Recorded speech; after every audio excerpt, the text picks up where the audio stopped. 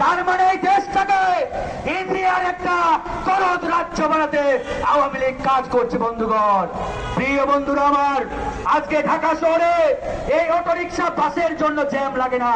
এই ঢাকা শহরে যানজট তৈরি করে এই আওয়ামী লীগের তথাকথিত ভিআইপিরা, তারা দেখবেন ওই প্যারাডো, পাজেরো, ল্যান্ড ক্রুজার গাড়িতে চড়ে একজন একজন করে ভিআইপি যায়, আর এই ঢাকা শহরে ঘন্টার পরে ঘন্টা জ্যাম তৈরি করে। বন্ধুগণ, এই এমপি মন্ত্রীদের জন্য এই ব্যক্তিগত গাড়ি নিষিদ্ধ করতে হবে, তাদের জন্য সরকারি যানবাহন করতে হবে। তাহলে দেখবেন এই ঢাকা শহরে যানজট বলে কিছু থাকবে না। প্রিয় ভাইরা আমার, আমরা আজকে অটোরিকশা শ্রমিকদের আয়োজনেই এই বিক্ষোভের আয়োজন করেছি। হঠাৎ করে এই সরকার অটোরিকশা বন্ধ করে দিয়ে তাদের পেটে লাথি মেরেছে, কিন্তু তাদের কর্মসংস্থানের ব্যবস্থা করে নাই।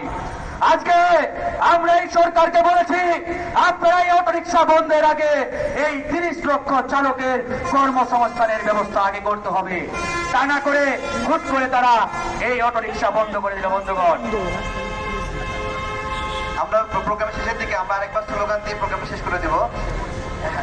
আচ্ছা, যেহেতু জ্যাম লাগে একটা খেতে দিতে পারো না,